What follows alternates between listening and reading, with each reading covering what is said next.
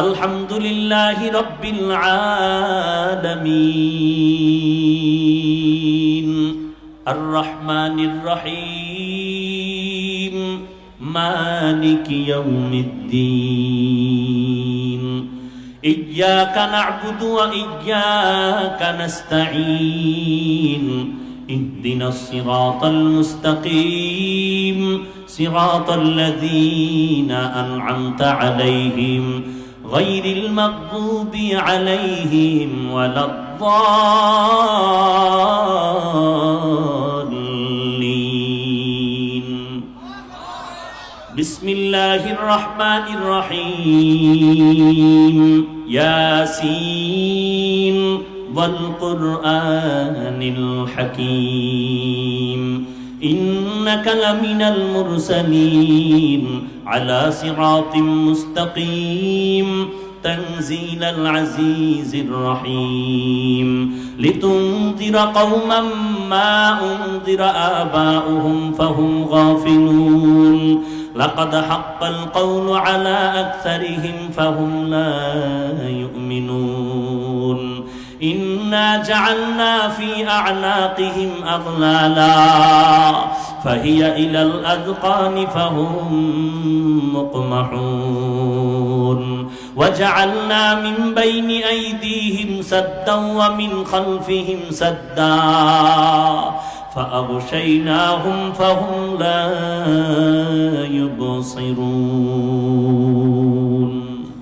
আল্লাহর কালামের তেলাওয়াত, এমন সুন্দর তেলাওয়াত আজকে দুনিয়াতে তৃপ্তি পাইলা না রে বান্দা, কিয়ামতের ময়দানে আমার আল্লাহ নিজে তেলাওয়াত করে তৃপ্তি দিবে।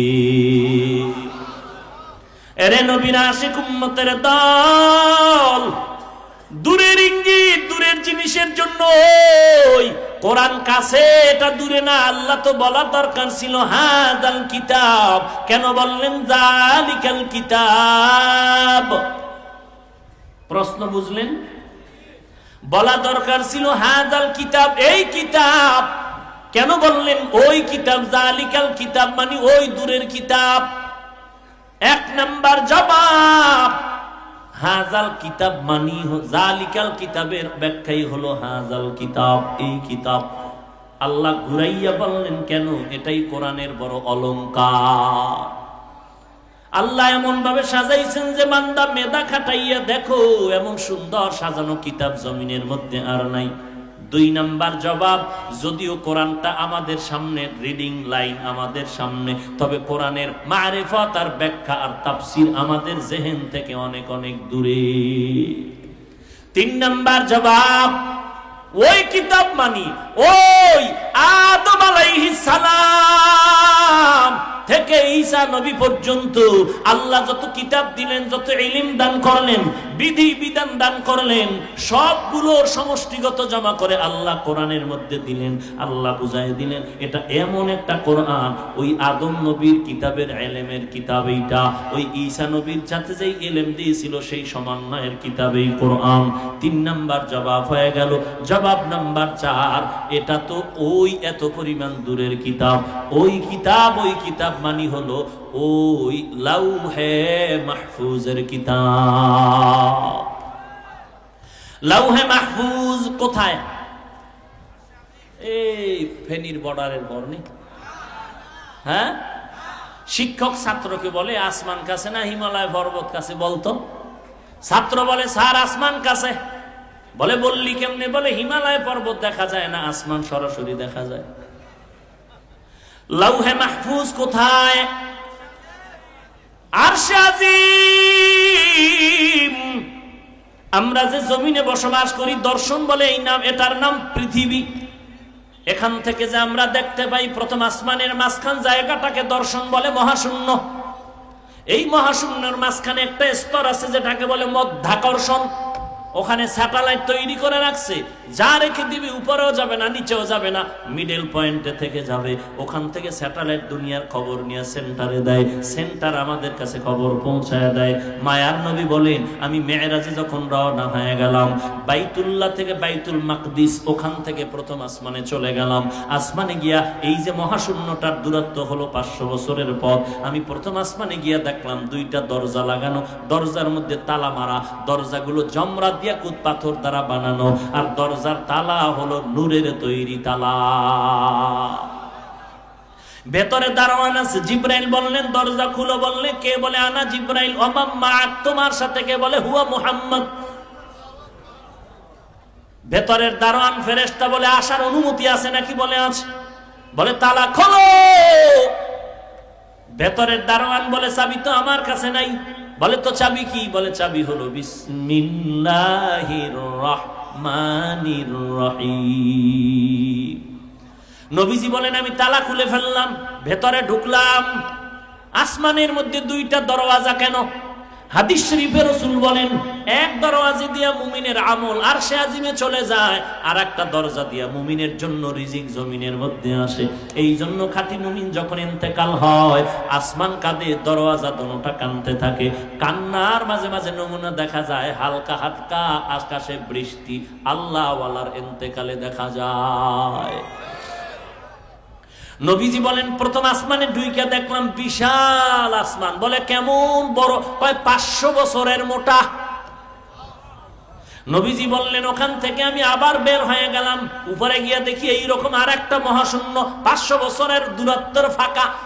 পেরিয়ে গেলাম দ্বিতীয় আসমানে, ওখানেও 2টা দরওয়াজা। তালা খুললাম, ভেতরে ঢুকলাম। ঢুকার পরে সব আল্লাহর কুদরত দেখলাম।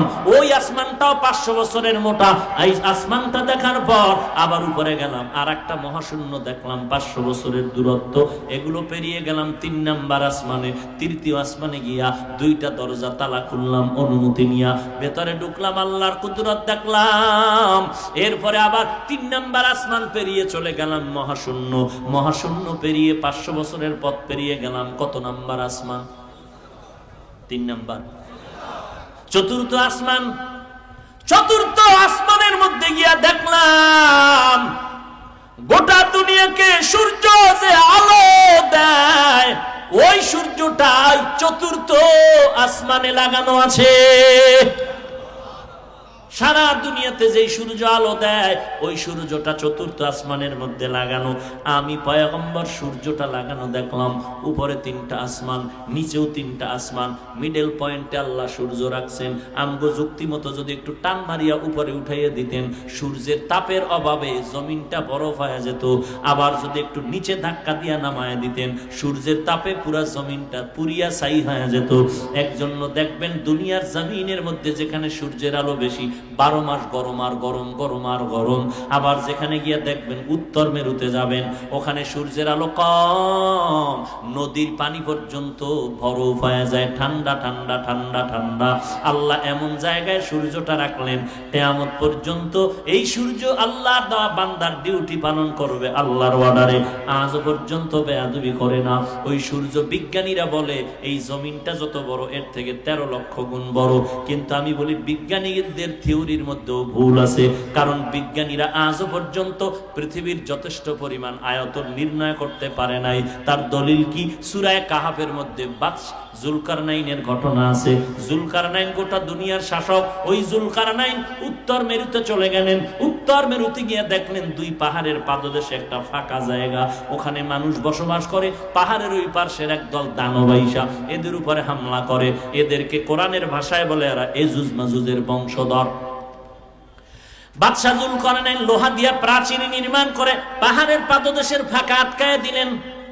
মুফাসসিরিনে কেরাম বলেন, ওই ইয়াজুজ মাজুজের বংশধরেরা প্রতিদিন সকাল থেকে সন্ধ্যা পর্যন্ত দেওয়ালটা ওই পার্শ্ব থেকে চাটে।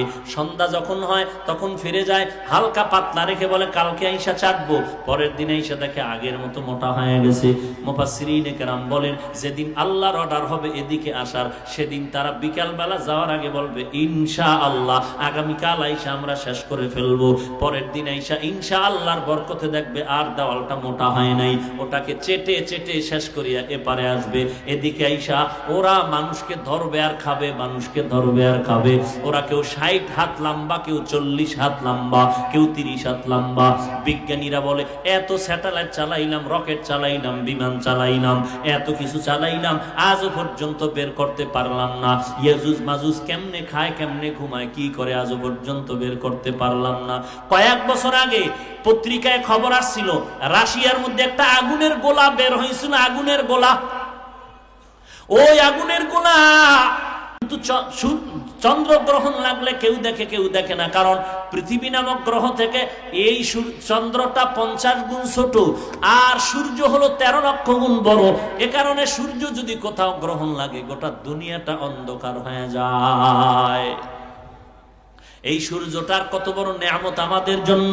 আল্লাহ কোরআনেও বলেন এই সূর্য আমি বছরের ক্যালেন্ডার বানায় দিলাম, বাংলা ইংরেজি মাস গণনা করো, বাৎসরিক ক্যালেন্ডার বানায় দিলাম সূর্যটারে, আর আরবি মাসের ক্যালেন্ডার বানায় দিলাম আকাশের চাঁদেরে।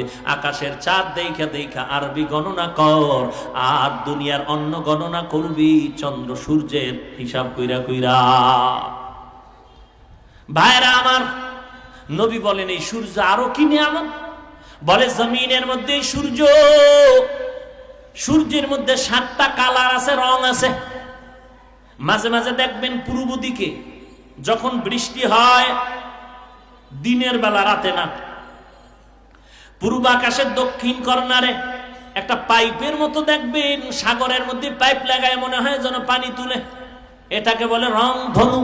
সূর্যের আলো লেগে এটা রং বেরং হয়ে যায়। এই সূর্য এত বড় খাদেম এই দুনিয়ার মানুষের জন্য। আমরা যত জমিনের ফসল খাই, আমরা যত গাছের ফল খাই, এই যত ফসল আর ফল খাই, এগুলোর রং লাগায় সূর্য, আর এগুলোর স্বাদ বাড়ায় দেয় চাঁদ।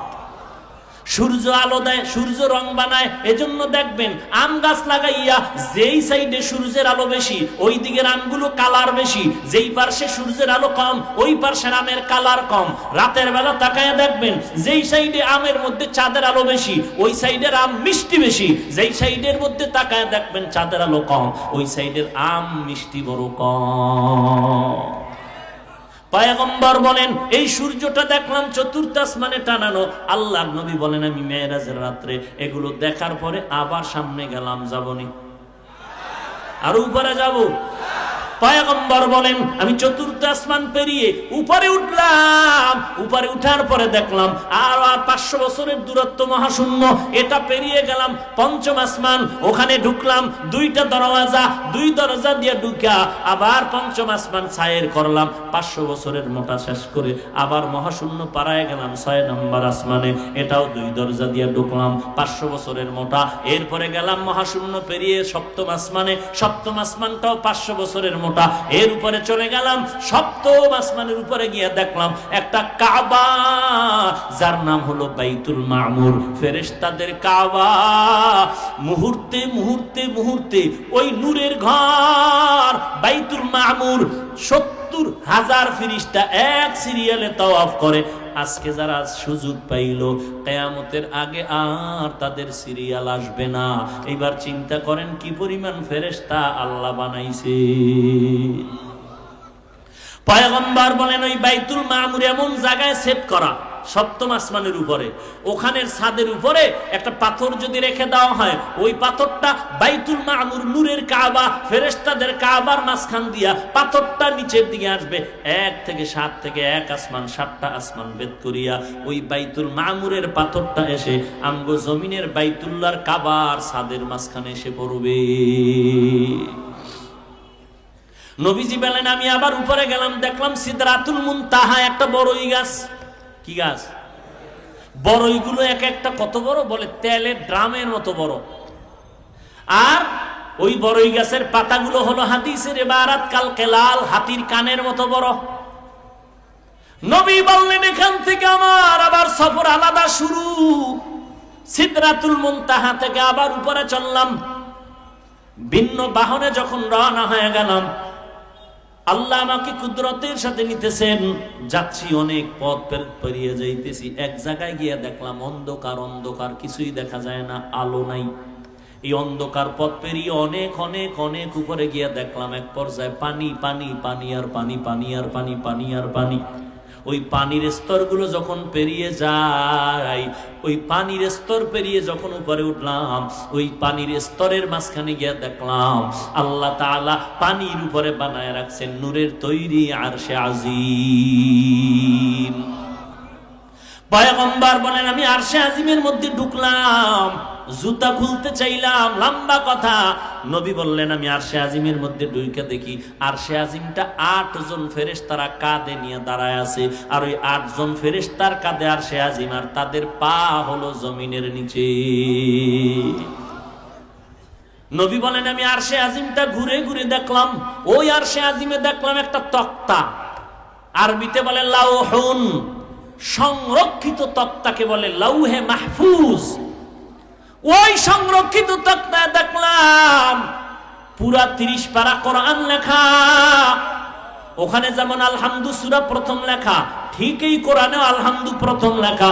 ওখানে যেমন কুল আউযু বিরাব্বিন নাস সূরাটা শেষে লেখা, এখানেও সেইভাবে কোরআনের শেষ সূরা কুল আউযু বিরাব্বিন নাস লেখা।